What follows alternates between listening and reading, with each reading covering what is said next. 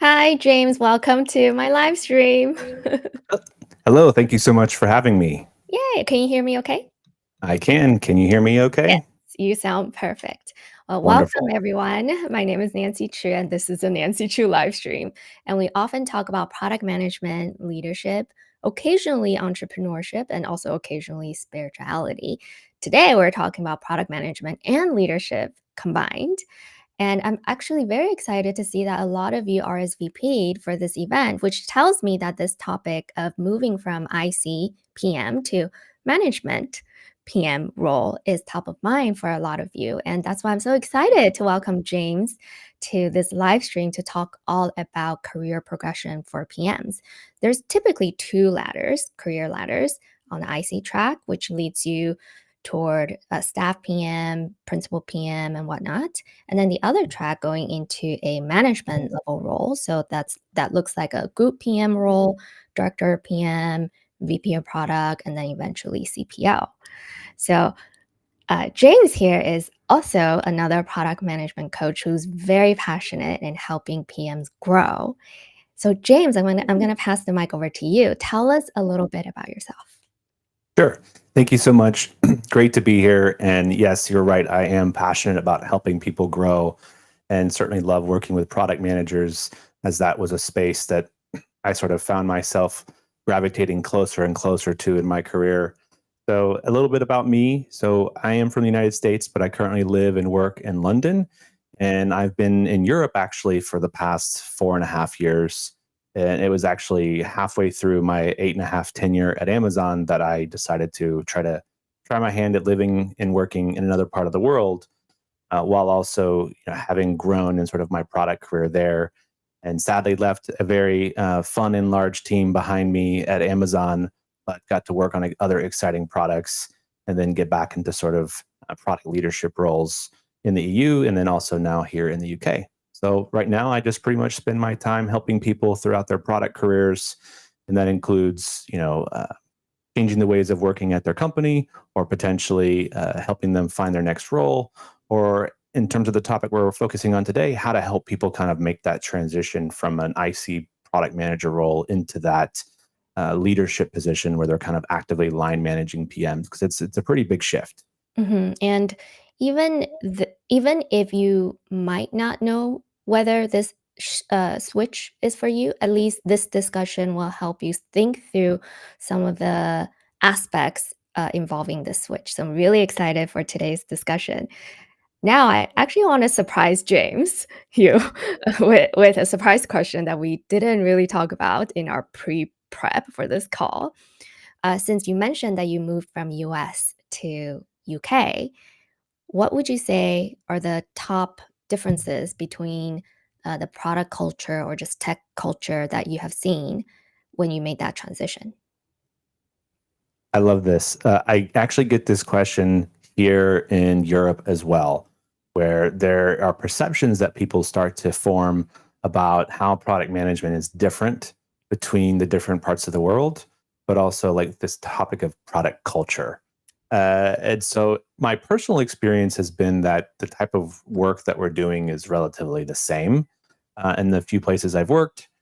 But when I zoom out at kind of a more of a macro level, the differences end up being related to risk aversion. And I don't think that this is specific to product management, but you see it manifest in the experiences PMs have and sort of the way in which businesses will make decisions with respect to product. So I'll give an example, right? There's a lot of innovation that starts from the United States and grows. There is some innovation happening in other parts of the world, like the EU and the UK, in certain industries, but the appetite for failure and the the ability to kind of like navigate through that failure is just very much ingrained in the United States, and so you see a lot less of that happening here. And when that comes to like people's product experiences, that often means that the interest in doing big things or really revolutionary things is much less common. There are Hmm. examples of it, and there's some great companies and great products that have emerged from here in the UK, in the EU, but they're rare. They're not as common as the things that you hear about coming out of the United States. And I think a lot of that has to do with the risk aversion. Does it have to do with an experimentation mindset as well, which I know you teach a course on? I guess there is another aspect to it that has to do with like how far along are people in sort of developing and or how far are businesses in developing their understanding of how product as a function fits into their businesses. Mhm. I think 10 years ago, this is what I've heard from people who've been in the UK much longer than me. 10 years ago, there were not companies that hired product managers, right? Mm, And there's been growth in the product management function across the world over the past 10 years. But I think a lot more of that growth started earlier in the United States, and then the EU kind of followed some years behind. And so a lot of that development and growth within companies is just lagging the United States. But that doesn't mean that people aren't here doing great PM work. It's just they're kind of fighting some of the battles that maybe PMs fought at companies in the United States years ago. But my hunch is that there's still a lot of companies in the US that also still are trying to understand how product management can fit into their business, what PMs actually do. definitely. And then back to sort of like the question around experimentation, I think that plays a role, right? And that just really has to do with your interest and curiosity about finding different ways to solve problems Yeah. and trying them. And it's more than just kind of a culture of A/B testing, which is not uncommon here, but it's beyond that. Like, how are you experimenting in your discovery process? How are you creating prototypes versus just using intuition to make a decision at various stages of the product life Right. cycle? Well, thank you for entertaining me with this surprise question, and that could be on we could do another live stream all on that some other time. But let's get Unsurprised back questions. Yeah, let's get back to our main topic for today. So my first question to you is, how is the product leadership role different from IC product management role? Mm. I think I actually answered a very similar question yesterday. The IC product manager focuses very much on the products, the customers, and making sure the decisions that they're making support the outcomes that are important to the business. When you're in a product leadership position, when you're managing PMs, your focus is much more on the team and the PMs that you have to achieve, again, those business outcomes and those objectives. So it's, the focus shifts from what am I doing for my product and my customers to how how efficient and effective is my team? What types of PM skill sets do I need so that my collective group of PMs are solving the right problems? And I think this, you as an ICPM, you focus a lot on, okay, am I good at discovery? Do I end up just doing lots of delivery? How well do I work with stakeholders so I can get my job done? And then throughout people's product careers, they find that in many cases, they're not doing all of these different aspects of the product life cycle really, really well because it takes time to move through all of them. And maybe you'll spend a couple of years in your career just like managing a product that's been out for years and you're just constantly growing and scaling it. And you haven't done anything 0 to 1. Then there's other people who've done 0 to 1, and maybe those products have succeeded. Many obviously are challenged to succeed, and they've never really owned a product at massive scale, right? And so now, as sort of a product leader, you may need to be able to identify PMs who are good at those different things because you're looking at a portfolio of products and saying, what type of PM or what type of skill set do I need to deploy so that a product will have its best chance of success? And now you're thinking about how can that team work effectively with all the different cross-functional partners.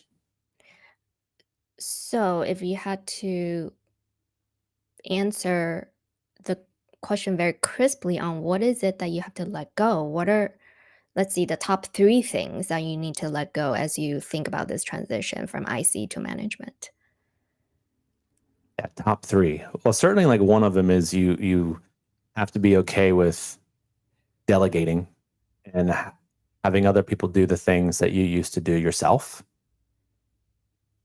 It's no longer about, okay, requirements need to get written, and we need to make sure that we're meeting our milestones. It's okay. I have to empower someone to be able to do that rather than try to just do it myself to cover the gaps. What does empowering someone actually look like? I would say empowering someone means like making sure that the PM that you're leading has what they need to deliver the work on their own. And that support can come in different ways. It can be behavior to model off of, it can be examples that they can replicate to do the work, or it could be removing roadblocks for them.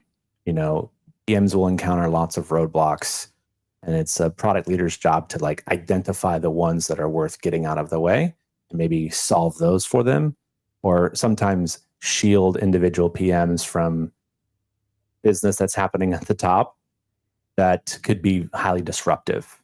Uh, you know, I think those would be some examples that I'd think of. I'm not sure about like top three. What are the other things? What are the other things to let go of? Yeah, you end up being involved in some of these mechanisms that maybe you were really interested in, or you really enjoyed doing, like discovery and sitting on calls with customers, or being the one who's like pushing the buttons when you go live for a big update or a big launch. Mhm. And now you kind of have to sit back and be like, I need to make sure someone on my team is able to kind of take that baton and enjoy that and have that moment. And now I can celebrate in their success rather than it being something where all eyes are on me as the person who's maybe like responsible for that product or that event. This, on a surface level, sounds like a very simple thing to do. Delegate. You just have someone else do it. But in reality, it's not that easy. Tell us a little bit more about the mindset that new managers go through. Why is delegation sometimes hard for new managers? I think one of the things people might struggle to adapt to is being in a position of power and being comfortable telling people what to do. In some cases, people who are making this transition within a company are going from a position where they have peers that they used to partner with, and now maybe those people are reporting into you. Mhm. Now you as a manager have visibility into all of the details about things like their compensation and their performance history. And so like as a manager now you have all this additional context you didn't have before, and you're having to balance that with you're responsible for the output and the outcomes that your team is driving. And so you have to get comfortable with kind of telling them what to do. But at the same time, maybe you had a relationship with that person where you would ask them before. And eventually, as a manager, you are going to be faced with, is asking enough to get work done?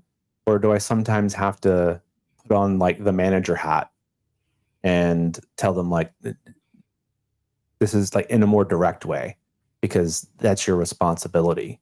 And I think that's a big transition, that just telling someone like, hey, could you make sure that you send that update to the engineering manager by Friday? And maybe if you're telling that to someone who a month ago was your peer and now is your direct report, that transition might not be as smooth as you think it is, because now if they don't deliver on that commitment, Mhm. you're responsible for taking action. Whereas if it was your peer in the past, it doesn't really affect you if they don't deliver something to an engineering manager by Friday. Mhm. But now it does. But now you're accountable for those types of things.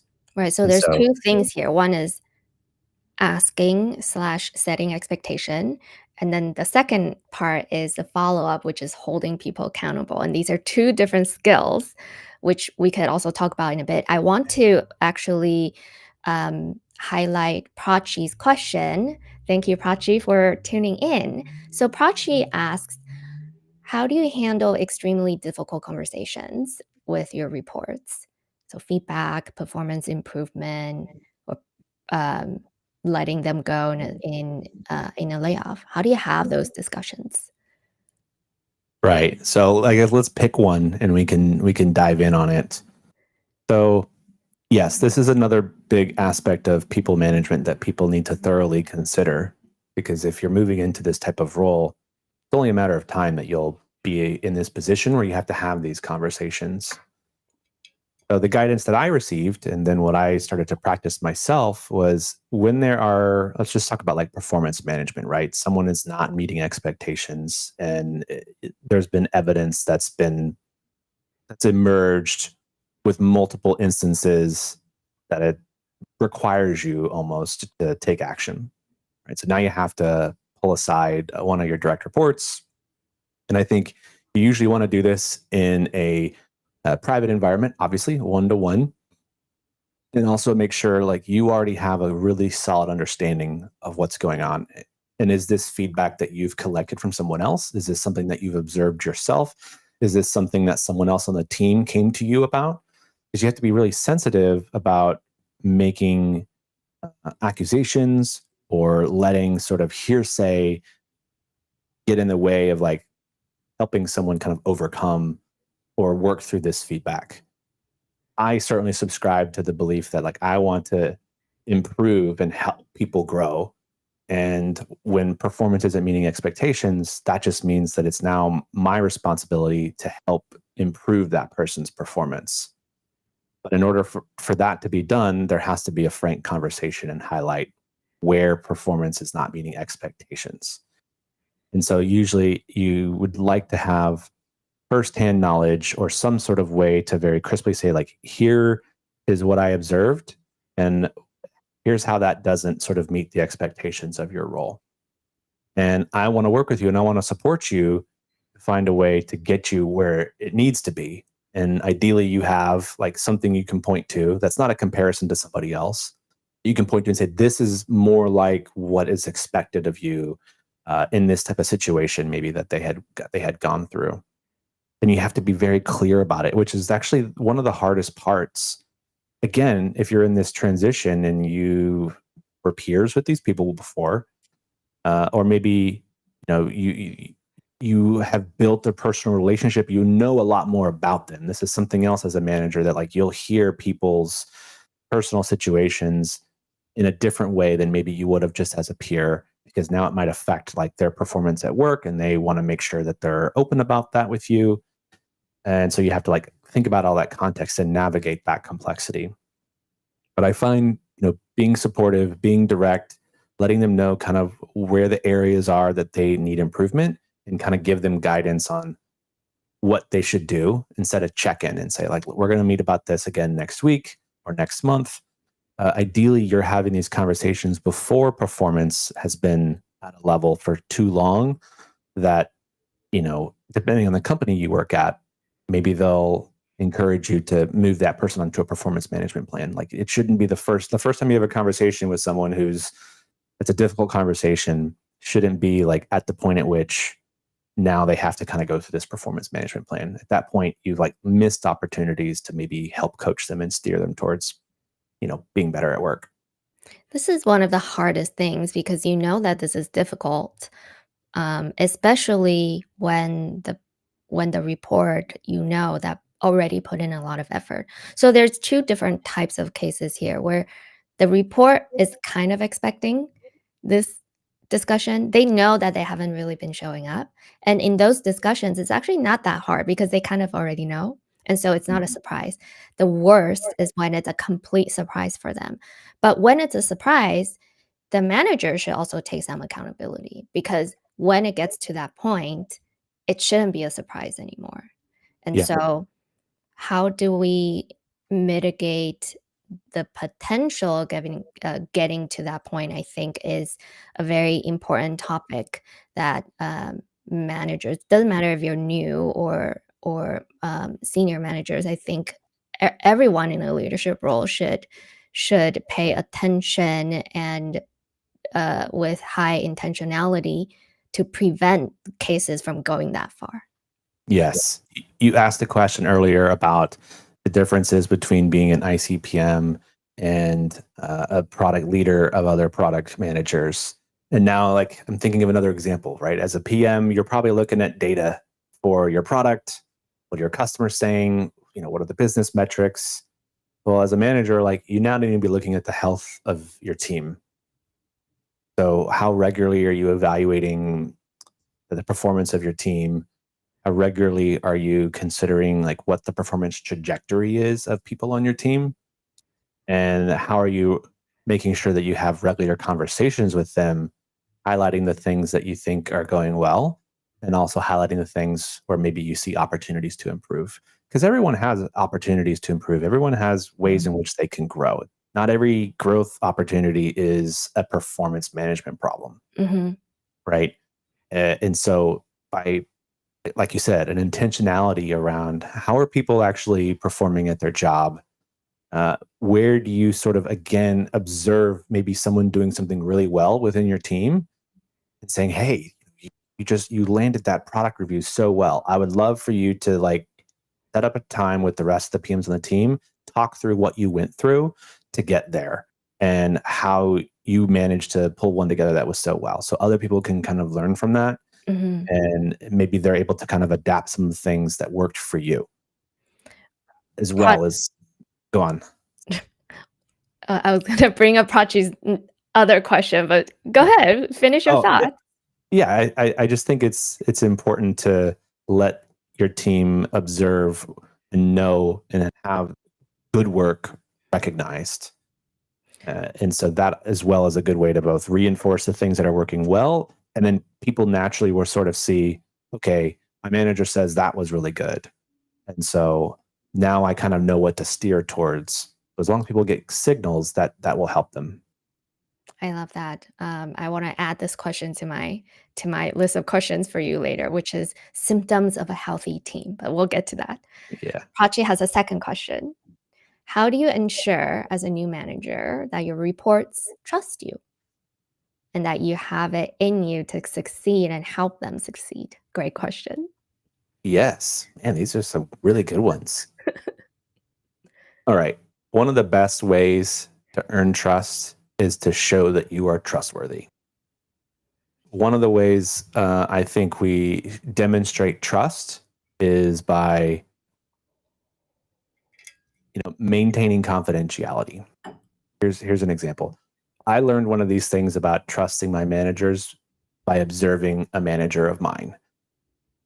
A manager would come to me and sometimes say, "I probably shouldn't be telling you this, but," and to me, I was like, "Oh, I'm so curious what I'm about to hear. This is super interesting." But then I realized I'm like, if they're telling me that they're about to say something they shouldn't say to me, that is a signal to me now that anything I say to this person, I probably can't trust, that it Mm, won't go somewhere.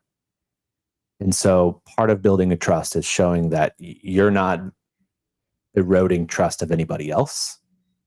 And there's opportunities that will emerge where someone gives you information and you have to honor that confidentiality and protect it. Another way is, I think, demonstrating and being clear about like what the bar is for success or what the bar is from a performance standpoint. And sometimes demonstrating that by showing yourself. This was really helpful for me when I was making this transition myself.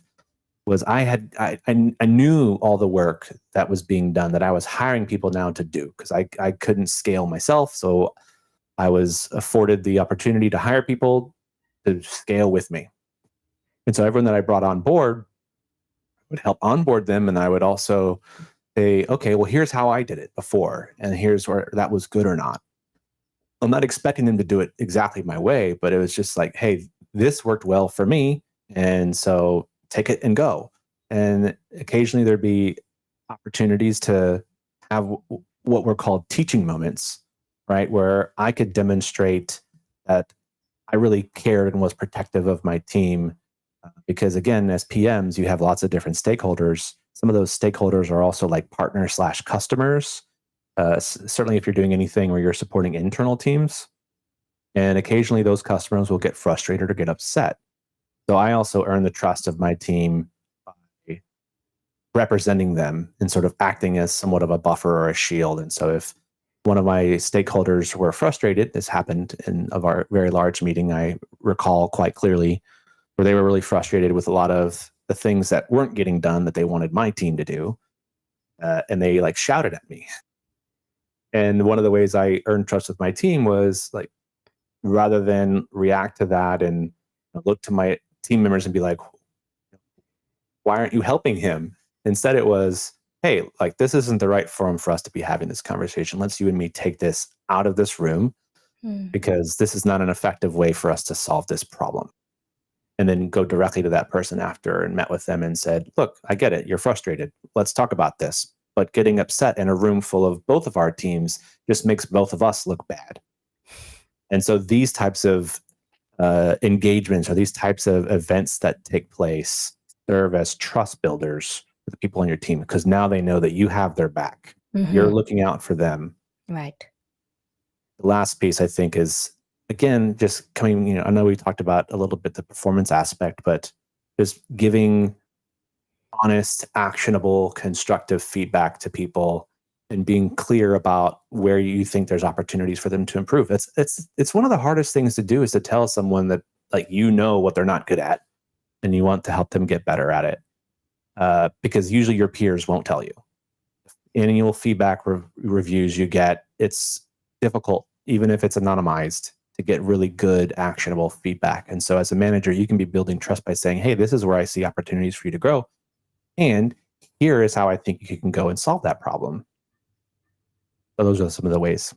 Do you think trust is two ways, or is it more like a one-way thing?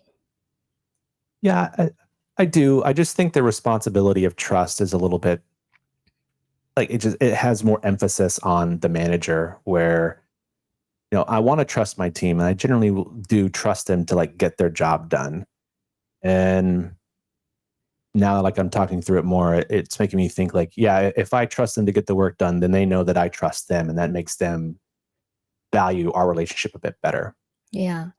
I One of my favorite tactics to foster trust is to explain why I'm doing certain things or why I think a certain way or why I have a particular intention over a different intention. I find that sometimes the intention and the actions might not be interpreted the same way. And so when I take an action or when I say certain things or when I think a certain way, I try to explain my own reasoning. And I find that by explaining the why and explaining myself, that helps me establish that relationship, which then turns into trust. Yeah, substantiating your decisions when people understand how you arrived at a conclusion. Yeah, I definitely can see how that will help build trust with people. There was another thought that I had about trust. If it comes back to me, I'll let you know. Okay, sure. Well, we have another question from the audience, Mohammed, but it's on a slightly different topic. So, Mohammed has a question about increasing chances of getting employment. Since it's a different topic for today's discussion, I think you're more than welcome to reach out to James offline. I'm sure James will be more than happy to help on this on the employment topic. So, I hope that's Yes, okay, Mohammed. I will say briefly if it has to do with like employment for a manager position or like a leadership position of product people, it's probably a stretch to go from an IC to a manager role while switching companies. So if just keep that in mind. If you're looking for a product leadership role, the best path is with the job you have. And if that's something is important to you in terms of your career growth, and that option doesn't exist within your company, and you feel like that is the place you want to go in your career, look for another IC role that has growth opportunity in it. Because I don't wait around for I it at agree. the job you have. So that's how I can make the question hopefully relevant to our topic today. Love that. Love connecting the dots. All right, so I'm gonna go back to my original list of questions for James. So, how do people get started with this transition from IC to management? And tell us about the switching cost. There's always a switching cost. Yes. So getting started, I think first is just reflecting on yourself and why you want to make this transition. You said at the onset, right? There's really two career tracks or career ladders that you can follow. You do not have to look at the final destination of your product career going into a leadership role. Staff and principal level roles are term I've heard before is like a career level position, right? You can get to that level at a company, and many, at least more established or larger tech companies, never be required to move into a leadership role. You might have a manager who's going to push you to do it, right? Because they want a successor, they want to move on and do something else, and it's their job to find someone who can do their job. And hey, you're a principal PM, you know this product really well, you know this engineering team, you got tons of trust. You want to be a manager, right? So make sure that you're being very intentional about whether or not you want to do this. Because once you've made this transition, you become responsible for more than your own career and your own well being, but the well beings and the careers of others. And I really hope that people take that responsibility and do it in a way that they don't take it lightly, right? You look back over the past couple of years, a lot of managers have been put in very difficult situations. And if that's not something you got the stomach for, or if you don't really care about the growth of others, probably not a best fit for you, right? Because your team will see that and they won't want to work for you. And that'll make your job harder, right? Then all of a sudden you're a people manager, and the aspect of people managing you're responsible for is not fun. So I just want to say that first, but like, let's assume you've done this exploration. You're passionate about helping people. You want to widen the scope of the things that you're working on through leadership of people. To get started, you have to understand whether or not there's an opportunity within your company. So if you're in a company where there's at least a leader of product people already, like ideally you work under that person, it starts with conversations and being open about your intention of wanting to grow. Like everyone who's working, you know, even CEOs, like they all are thinking at some point, like, what do I want to do next? And so when you have that conversation with your manager, this can be during an annual review, this can be doing a career conversation. Would suggest making sure you sort of set aside time specifically to talk about career stuff, not like general work task things, and sort of bring up like, hey, I'm really thinking about, the growth of my career, and I see leadership at positions as something I want to do. So like planting that seed in them to say, this is something I'm interested in doing.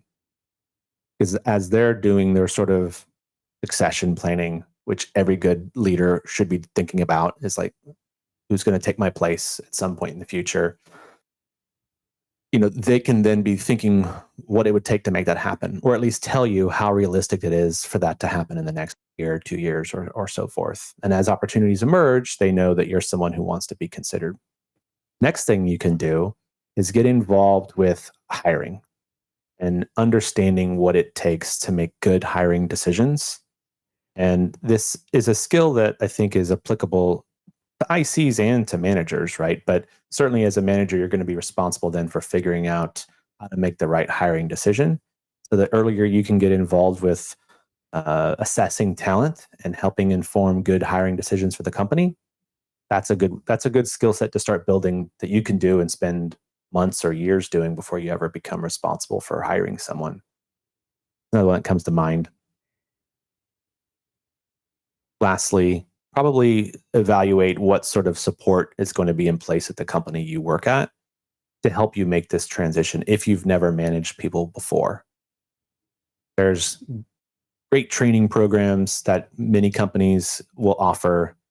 If they don't have it, you can ask your HR business partner or, whoever your people person is, and say, hey, this is something I'm thinking about for my career. Are there resources internally that I can use? And if not, are you willing to subsidize or sponsor investment in classes I can take externally to, be prepared for this transition? So that's the other thing, like looking at learning opportunities. This could be books, classes, online courses, whatever your learning style Yeah, is. I love that because moving into a management position is going to require a different skill set. So, skill sets like leadership communication or how to motivate people, how to have difficult conversations, these are skill sets that PMs utilize to some degree, but as a uh, person in a management role, those skill sets become more important. And the ability to communicate at a more strategic level, for example, would be a very important skill set to have. So when you're preparing for that transition, I would start early to learn some of the other skill sets that we don't typically have to utilize that much as an ICPM. And once you get into, once you start building this momentum on some of these leadership principles and leadership skills, it's going to help put yourself in a more leadership mindset that's not necessarily quite prominent in an ICPM role. Once you have that mindset, it's more likely to drive your day to day action. And before you know it, you're going to start acting like someone who's already in a management level position. You're going to start behaving like one. You're going to start talking like one. And soon enough, you're going to be top of mind when the opportunity is there. Yeah, great call out. Great call out. Like, understand the skills that you're going to need to continue to grow. Because also, as a manager, you're likely not going to get a whole lot of support Mhm. how to do it well. And many managers end up learning through failure. And those failures can be, again, devastating for people. You know, making a bad hiring decision could be, you end up making a hiring decision for someone who relocates their family. And it turns out 6 months in, they're not a good fit. And you have to make the difficult, decision to have them exit the company or fire them or something else that's really hard. And had you had a better way to assess, or you were more effective at assessing talent, you may not have played a part in something that will stick with you for the rest of your life. You know, I love and that. I'm like recanting a story that I heard someone tell recently. I have my own, of course, that are difficult and challenging, but it's like these are the types of experiences you're eventually going to go through. So the better you can be prepared to kind of prevent or at least minimize the surface area of like failure, uh, you know, you'll be able to live with it better, but also, the effect that you have on other people won't be so severe when it goes wrong. And, again, if, thinking about your own growth, right, if you're successful really early in terms of your transition into leadership, that's just going to open more doors for you. You know, if you get someone to agree to let you hire one person and then that goes really well, and if it's also an environment where things are scaling, and this is getting into a bit about what my experience was. I had one hire and then the business kept growing. And then it was like, you got to hire someone else. And I was like, okay. And then by the third, I was like, I need to hire someone else. And they're like, okay. And then all of a sudden, 1 year later, it was me plus 12, you know, and it was only because I kept, making sure I was learning along the way. I was getting good support. I was taking feedback. I was, complimenting the things I was learning at work, outside of work, that it was working well for me. And obviously, the circumstances of the business played a role in the growth that I described.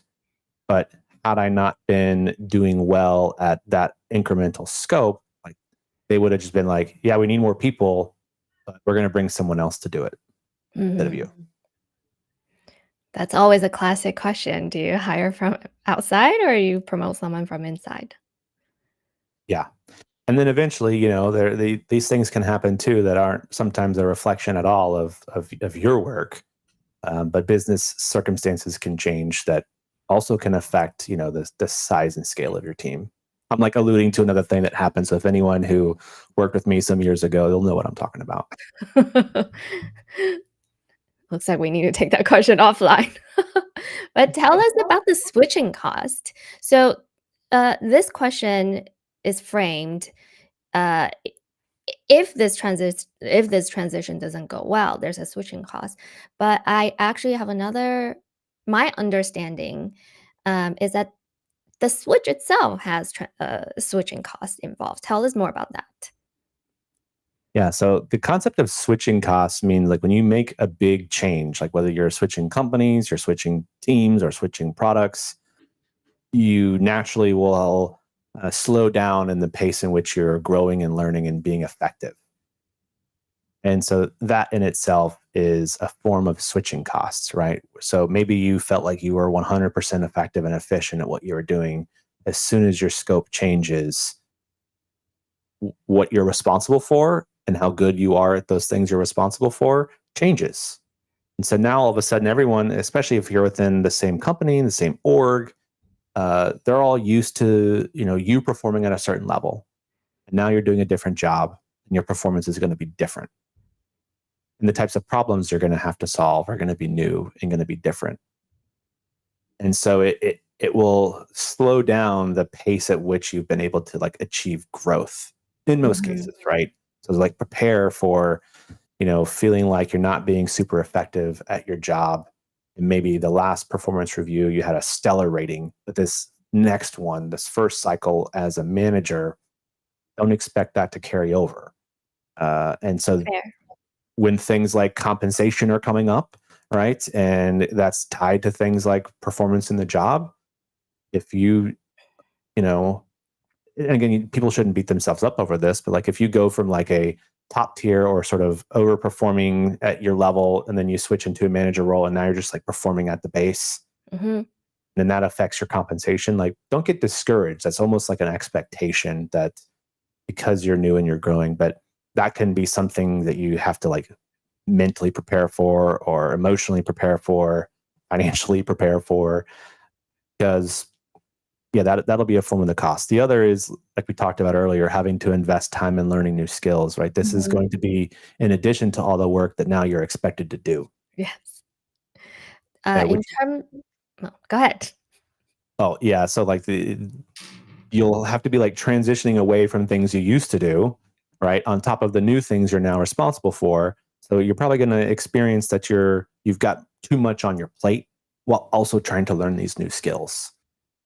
Yes. It really feels like every move is kind of like a game of chess, because depending on which step you take, it has a ripple effect afterwards. So in terms of switching cost, at Meta, where I used to work, there's the IC track and there's the management track, and they're parallel. So that means if you're on this same level, regardless of which track you're on, your compensation is the same.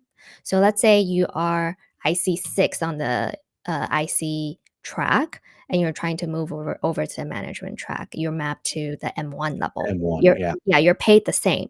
So let's assume that you're IC6, and then the time it's going to take you to go from 6 to 7, let's say 2 years, or let's say 3 years. That's your projected rate of growth. But once you want to move over to the M track, that transition itself is going to take some time.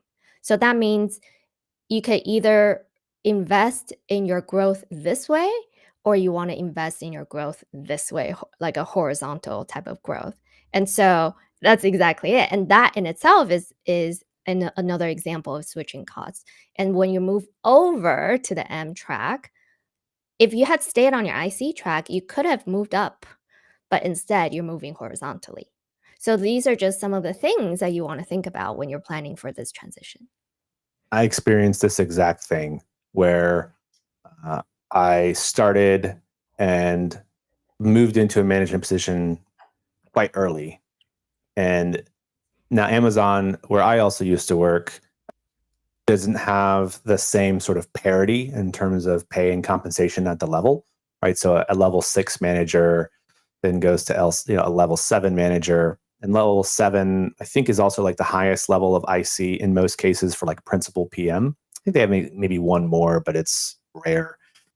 L7 is like the career level for principal product manager. The equivalent is like a senior manager, and like the bar to clear from senior PM to principal PM, it's quite high, but the bar from like L6 manager to L7 manager is a bigger jump. And then L7 to L8, which is director, is like massive. And it's like you talk about going from leading a team of 5 to 6 people at the L6 level, the 12 to 20 at the L7 level. And then like to get to L8, it's like your range will be from 20 to maybe 100 something people, right? And it can take years Mhm. to make those types of those moves. Whereas general, like I think the term that we used at Amazon was like dwell time in level. So yeah, dwell time from like 6 to 7 would be like 3 to 4 years, maybe on average on the IC track. But for the manager track, it could be like 5 to 7 years. And these are possibly, somewhat older quotes experiences. Similar for like the compensation, right? I know the bands were slightly different from manager to IC, even if the level was the same. Maybe that's not still true today, but it was when I worked there. Mm. I think in general, right? If you have a lot of passion for what you do, you would more naturally want to invest more because you actually enjoy doing it. So the key question here is if you enjoy being an IC, if your company allows for career growth as an IC, you might actually want to just continue on the IC track. But of course, the if the company does not have a IC track that is parallel to the management track, then that's where most people want to move over to management track because that's where the career progression comes from. But if there's two tracks, then you don't have to, is what I'm saying. You don't have to move over to the management track. Exactly. And I think that's a good thing to also clarify for the company that you work at. So ideally, everyone here is having regular performance conversations with their manager, career growth conversations with their manager. And this is like a great question to ask. Like, look, I really enjoy the work that I'm doing, and I'm just thinking about, what the long-term growth paths are for me. And I want to know, like, is there opportunity to like remain in this IC track, or is the only sort of path of growth in a management or leadership position? I'm Yeah. just curious. And it's not a commitment that you want to do one or the other, Mhm. but it's more of a, looking for information that you can then use to inform what you're going to do. Love that.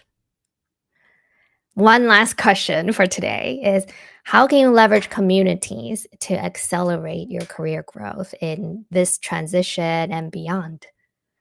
Yes. So I think earlier we talked about learning, and certainly in communities, you will learn from other people. I've landed on this like insight that PMs generally tend to be more empathetic, when it comes to like people's personalities. We're having to be empathetic with our customers. We're having to be empathetic with the stakeholders and partners we work with.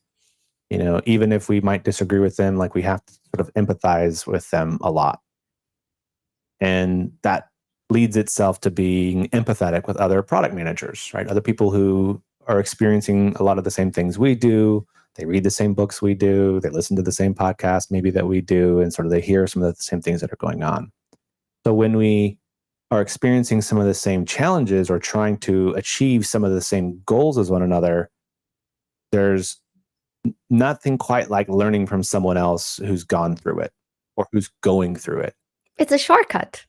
It is a shortcut, right? Because now you've got someone that you can talk to Mm. who is, gets what you're going through, or gets what you're having to deal with, or has maybe solved this one problem, and you can do it in a safe space where you're not having to think in the back of your head like how this conversation with someone else that you work with might erode trust, or might come back to you in some way, or might expose some vulnerability you're just not comfortable exposing. And so I think there's a real opportunity to learn from people from that. The challenge is like finding communities of people where there is enough focus on a specific topic or a specific challenge or a specific goal you're trying to reach, because there's so many communities out there. Mhm. I'm a part of many of them, and I love seeing the diversity in the conversations, but it becomes like I'm like, like the claw machine games, it's like there's like all these different prizes you could potentially go for. You're looking for one, but you have to kind of like dig around to find it. Mm. And then like push the button to try to like get the thing you want, and like you never know whether or not it's going to end up being the thing that Mhm.